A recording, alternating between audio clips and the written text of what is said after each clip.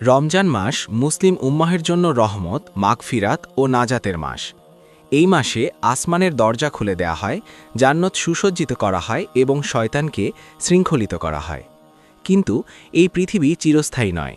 মহান আল্লাহ পবিত্র কুরআনে এর সমাপ্তির ঘোষণা দিয়েছেন। পৃথিবী যখন তার শেষ পরিণতির দিকে এগিয়ে যাবে, তখন ইসলামের অন্যান্য বিধানের মতো রমজান মাসের চিত্র ধীরে ধীরে বদলে যাবে। পৃথিবীর শেষ রমজান বলতে নির্দিষ্ট একটি বছরের রমজানকে বোঝায় না, বরং এটি একটি দীর্ঘ ধারাবাহিক পরিক্রমা, যা ঈমানদারদের জন্য চরম পরীক্ষা, ফিতনা এবং অবশেষে পৃথিবী থেকে দিনের বিদায় নেওয়ার মাধ্যমে শেষ হবে। সহিহ হাদিস এবং কেয়ামতের আলামতগুলোর উপর ভিত্তি করে আমরা পৃথিবীর শেষ দিনগুলোর রমজানের কেমন হতে পারে। কেয়ামতের পূর্বাবস্থার অন্যতম বড় আলামত হল ইসলামিক জ্ঞানের বিলুপ্তি।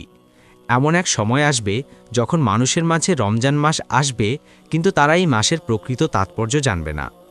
রাসূলুল্লাহ সাল্লাল্লাহু আলাইহি ওয়াসাল্লাম বলেছেন, পোশাকের নকশা যেমন পুরনো হয়ে মুছে যায়, ইসলামও তেমনি মুছে যাবে। এমনকি মানুষ জানবে না যে রোজা কি, নামাজ কি, হজ কি এবং সদকা কি। সুনান ইবনে মাজাহ, হাদিস 4049, সহি আলবানী। সেই সময় রমজানে হয়তো মানুষ সারাদিন না খেয়ে থাকবে, কিন্তু তাদের রোজা হবে আত্মিক শূন্য। মসজিদে মসজিদে হয়তো ভিড় হবে, কিন্তু সেখানে কোনো হেদায়েত থাকবে না। হজরত আলী রাদিয়াল্লাহু তাআলা আনহু থেকে বর্ণিত একটি হাদিসে বলা হয়েছে, এমন এক সময় আসবে যখন মসজিদগুলো চাকচিক্যময় হবে, কিন্তু তা হেদায়েত শূন্য হবে। মানুষ রমজানকে হয়তো নিছক একটি উৎসব বা ঐতিহ্য হিসেবে পালন করবে, তাকওয়া বা আল্লাহর ভয়ের জন্য নয়। পৃথিবীর শেষের দিকে মুমিনদের জন্য ধর্ম পালন করা হাতের মুঠোয় জ্বলন্ত অঙ্গার রাখার মতো কঠিন হয়ে যাবে। রাসূল সাল্লাল্লাহু আলাইহি ওয়াসাল্লাম বলেছেন, এমন এক যুগ আসবে যখন মানুষের জন্য দিনের উপর টিকে থাকা জ্বলন্ত কয়লা মুঠোর ভেতর ধরে রাখার মতো কঠিন হবে। তিরমিজির হাদিস 2260। শেষ জামানার সেই রমজানগুলোতে ঈমানদারদের উপর চরম জুলুম ও নির্যাতন নেমে আসবে। মানুষ সেহরি খাবে ভয়ের মধ্যে, ইফতার করবে আতঙ্কের মধ্যে। বিশ্বজুড়ে মুসলিমদের উপর হয়তো এমন অবরোধ বা সংকট থাকবে যে ইফতার করার জন্য তাদের কাছে হালাল ও পবিত্র খাবারও জুটবে না। তবু সেই চরম ফিতনার যুগে যারা রোজা রাখবে, তাদের সওয়াব হবে পূর্ববর্তী যুগের অনেক সাধারণ মুমিনের চেয়েও কয়েক গুণ বেশি। ইসলামিক স্কলারদের মতে, যখন পৃথিবীতে অন্যায় ও অবিচার চরম আকার ধারণ করবে, তখন ইমাম মাহদির আত্মপ্রকাশ ঘটবে। কিছু ঐতিহাসিক ও হাদিস বিশারদ উল্লেখ করেছেন যে ইমাম মাহদির আগমনের বছর রমজান মাসে কিছু বিশেষ মহাজাগতিক ঘটনা ঘটতে পারে। একটি বহুল প্রচলিত বর্ণনায় বলা হয় যে ইমাম মাহদির আগমনের বছর রমজানে সূর্য ও চন্দ্রগ্রহণ হবে। তবে মুহাদ্দিসগণ এর সনদ নিয়ে মতভেদ করেছেন এবং অনেক বড় বড় আলেম একে দুর্বল বা জয়ীফ হিসাবে চিহ্নিত করেছেন। আরেকটি দুর্বল বা জাল হাদিসে বলা হয়ে থাকে যে রমজান মাসের 15 তারিখ যদি শুক্রবার হয়, তবে আসমান থেকে একটি বিকট শব্দ সাইহা আসবে, যার ফলে বহু মানুষ মারা যাবে। যদিও এটি সনদের দিক থেকে গ্রহণযোগ্য নয়, তবে শেষ জামানায় রমজান মাসেও যে ভয়াবহ প্রাকৃতিক বা মহাজাগতিক বিপর্যয় আসতে পারে, তা কিয়ামতের সাধারণ আলামতগুলো থেকে স্পষ্ট। ইসলাম কেবল মানুষের বর্তমান জীবন সম্পর্কে শিক্ষা দেয় না, বরং ভবিষ্যৎ ও আখিরাত সম্পর্কেও স্পষ্ট দিক নির্দেশনা প্রদান করে। কুরআন ও সহিহ হাদিসে পৃথিবীর শেষ সময় সম্পর্কে অনেক গুরুত্বপূর্ণ আলামতের কথা উল্লেখ রয়েছে। এসব আলামতের মধ্যে সবচেয়ে আলোচিত এবং গুরুত্বপূর্ণ 3টি ঘটনা হল দাজ্জালের ফিতনা, ইমাম মাহদির আগমন, কুরআন তুলে নেওয়া। এই ঘটনাগুলো কিয়ামতের বড় আলামতগুলোর অংশ। এগুলো কেবল ভবিষ্যৎবাণী নয়, বরং মুসলিমদের জন্য একটি সতর্ক বার্তা এবং ঈমান দৃঢ় করার শিক্ষা। ইসলামী আকীদা অনুযায়ী দাজ্জাল পৃথিবীর ইতিহাসে সবচেয়ে বড় ফিতনার প্রতীক। নবী রাসূলগণ তাদের উম্মতকে দাজ্জালের ফিতনা থেকে সতর্ক করেছেন। রাসূলুল্লাহ সাল্লাল্লাহু আলাইহি ওয়াসাল্লাম বলেছেন, আদম আলাইহিসসালাম থেকে কিয়ামত পর্যন্ত দাজ্জালের চেয়ে বড় কোনো ফিতনা পৃথিবীতে আসবে না। সহিহ মুসলিম।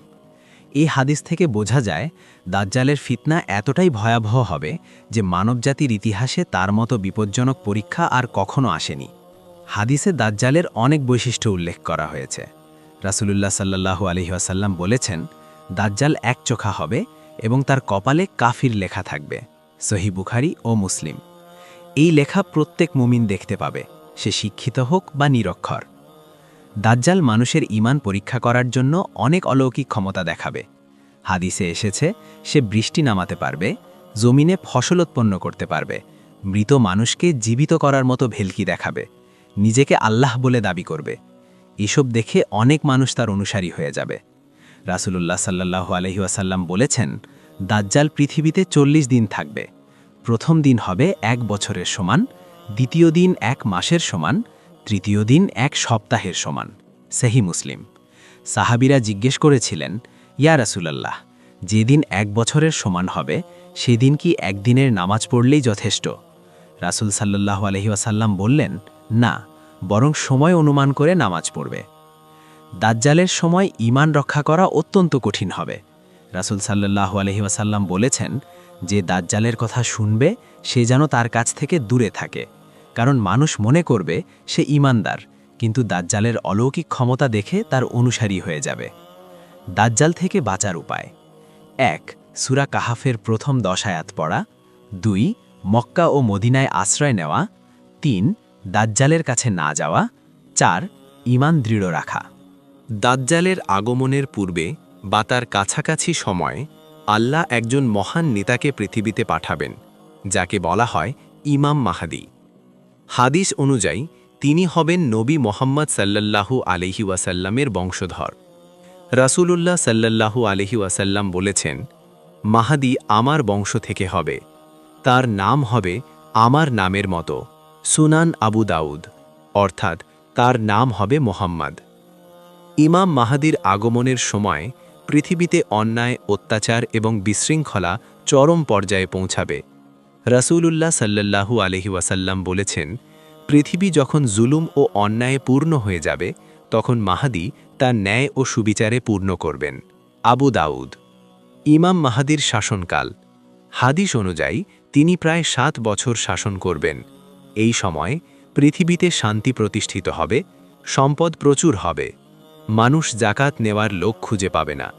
ইমাম মাহদীর যুগে রমজান হবে অত্যন্ত বরকতময়, মসজিদে ইবাদতের পরিবেশ থাকবে, মানুষ তাকওয়ায় ভরপুর থাকবে, মুসলিমরা ঐক্যবদ্ধ হবে। এটি হবে শেষ যুগের একটি শান্তিপূর্ণ সময়। ইসলাম ধর্মে হজরত ঈসা আলাইহিসসালাম একজন মহান নবী ও রাসূল। তিনি ছিলেন বনি ইসরায়েলের নবী এবং আল্লাহর পক্ষ থেকে অনেক মুজিজা লাভ করেছিলেন। কোরআনে বলা হয়েছে, নিশ্চয়ই ঈসা ইবনে মরিয়ম আল্লাহর রাসূল। সূরা নিসা আয়াত 171।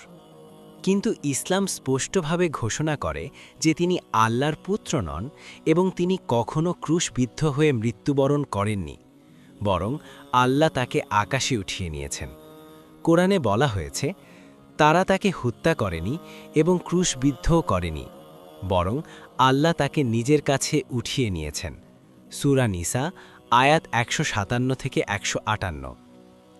ইসলামী বিশ্বাস অনুযায়ী কিয়ামতের আগে আল্লাহ আবার তাকে পৃথিবীতে পাঠাবেন। রাসূলুল্লাহ সাল্লাল্লাহু আলাইহি ওয়াসাল্লাম বলেছেন, মরিয়মের পুত্র ঈসা তোমাদের মধ্যে ন্যায়পরায়ণ শাসক হিসেবে অবতরণ করবেন। সহিহ বুখারী। আরেক হাদিসে এসেছে, তিনি দাজ্জালকে হত্যা করবেন এবং পৃথিবীতে ন্যায় বিচার প্রতিষ্ঠা করবেন। সহিহ মুসলিম। হাদিসে বর্ণিত হয়েছে, হজরত ঈসা আলাইহিসসালাম আকাশ থেকে অবতরণ করবেন দামেস্কের পূর্ব দিকে সাদা মিনারের কাছে। রাসূলুল্লাহ সাল্লাল্লাহু আলাইহি ওয়াসাল্লাম বলেছেন, ঈসা ইবনে মারিয়াম দামেস্কের পূর্ব দিকে সাদা মিনারের কাছে অবতরণ করবেন। সহিহ মুসলিম। তার পরনে থাকবে হালকা হলুদ রঙের পোশাক এবং তার 2 হাত থাকবে 2 ফেরেশতার কাঁধে। দাজ্জাল হবে পৃথিবীর ইতিহাসের সবচেয়ে বড় ফিতনা, কিন্তু আল্লাহ হজরত ঈসা আলাইহিসসালামের মাধ্যমে তার সমাপ্তি ঘটাবেন। হাদিসে এসেছে, ঈসা আলাইহিসসালাম দাজ্জালকে লুদ নামক স্থানে হত্যা করবেন। হাদিসে এসেছে, তিনি ক্রস ভেঙে ফেলবেন।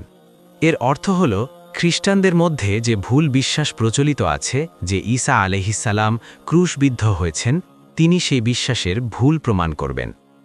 শুকরকে হারাম ঘোষণা করা হবে এবং মানুষকে সেই হারাম কাজ থেকে দূরে রাখা হবে। ঈসা আলাইহিসসালাম পৃথিবীতে ইসলামকে প্রতিষ্ঠা করবেন। তখন মানুষ বুঝতে পারবে সত্য ধর্ম একটাই, ইসলাম। ঈসা আলাইহিসসালামের সময় পৃথিবীতে শান্তি প্রতিষ্ঠিত হবে। হাদিসে এসেছে, যুদ্ধ বন্ধ হয়ে যাবে, মানুষ নিরাপদ থাকবে, পৃথিবীতে বরকত বৃদ্ধি পাবে, সম্পদ প্রচুর হবে। এমনকি বলা হয়েছে, একটি শিশুও সিংহের সামনে খেলতে পারবে, কিন্তু সিংহ তাকে আক্রমণ করবে না। এটি পৃথিবীর ইতিহাসের সবচেয়ে শান্তিপূর্ণ সময়গুলোর একটি হবে। ঈসা আলাইহিসসালামের ইন্তেকালের পরে পৃথিবী ধীরে ধীরে শেষ সময়ের দিকে এগিয়ে যাবে। এই সময় একটি ভয়ঙ্কর ঘটনা ঘটবে। কুরআন তুলে নেওয়া হবে। হাদিসে এসেছে, এক রাতে কুরআন তুলে নেওয়া হবে। সকালে মানুষ দেখবে কুরআনের কোনো আয়াত অবশিষ্ট নেই। এটি হবে মুসলিম উম্মাহ জন্য অত্যন্ত ভয়াবহ একটি সময়, কারণ কুরআন হল ইসলামের মূল উৎস এবং মানবজাতির পথ নির্দেশনা। কিভাবে কুরআন তুলে নেওয়া হবে? এই ঘটনা কয়েকভাবে ঘটবে। মানুষের হৃদয় থেকে কুরআন মুছে যাবে। যারা হাফেজ, তারাও কুরআনের আয়াত মনে রাখতে পারবেন না। তাদের স্মৃতি থেকে কুরআন মুছে যাবে। কুরআনের কপি থেকে লেখা মুছে যাবে। মাসহাফ খুলে মানুষ দেখবে পাতাগুলো সাদা হয়ে গেছে, কোনো আয়াত থাকবে না। মানুষ তিলাওয়াত করতে পারবে না। মসজিদগুলোতে আর কুরআন তিলাওয়াত শোনা যাবে না। তারাবিহ নামাজও বন্ধ হয়ে যাবে। সেই সময়কার পৃথিবী। এই সময়ে পৃথিবীতে ঈমান অত্যন্ত দুর্বল হয়ে যাবে। মানুষ ধর্ম ভুলে যাবে। ইসলামের অনেক বিধান হারিয়ে যাবে। কুরআন তুলে নেওয়ার পর একটি গুরুত্বপূর্ণ ঘটনা ঘটবে। একটি সুগন্ধি বাতাস পৃথিবীতে প্রবাহিত হবে। রাসূলুল্লাহ সাল্লাল্লাহু আলাইহি ওয়াসাল্লাম বলেছেন, একটি মিষ্টি বাতাস আসবে যা প্রত্যেক মুমিনের প্রাণ নিয়ে নেবে। শুনতে পাচ্ছেন? এই বাতাস পৃথিবীর প্রতিটি ঈমানদার মানুষকে স্পর্শ করবে। যার অন্তরে সরিষার দানা পরিমাণ ঈমান আছে, তাকেও এই বাতাস মৃত্যু দেবে। কারণ কিয়ামত অত্যন্ত ভয়াবহ। আল্লাহ চান না যে সত্যিকারের মুমিনরা সেই ভয়াবহ দৃশ্য দেখুক, তাই তাদের আগে মৃত্যু দেওয়া হবে। মুমিনদের মৃত্যুর পর পৃথিবীতে থাকবে শুধু সবচেয়ে খারাপ মানুষ। রাসূলুল্লাহ সাল্লাল্লাহু আলাইহি ওয়াসাল্লাম বলেছেন, সবচেয়ে নিকৃষ্ট মানুষের ওপরই কিয়ামত সংঘটিত হবে। এই মানুষগুলো আল্লাহকে ভুলে যাবে, প্রকাশ্যে ব্যভিচার করবে, খুন খারাবি করবে, নৈতিকতা ধ্বংস হয়ে যাবে, তারা পশুর মতো জীবনযাপন করবে। যখন পৃথিবীতে আর কোনো মুমিন থাকবে না, তখন কিয়ামত শুরু হবে। আল্লাহের নির্দেশে ফেরেশতা ইসরাফিল শিঙায় ফু দেবেন। কোরআনে বলা হয়েছে, যখন শিঙায় ফু দেওয়া হবে, তখন আসমান ও জমিনের সব কিছু ভেঙে পড়বে। এই ফুকেই পুরো মহাবিশ্ব ধ্বংস হয়ে যাবে।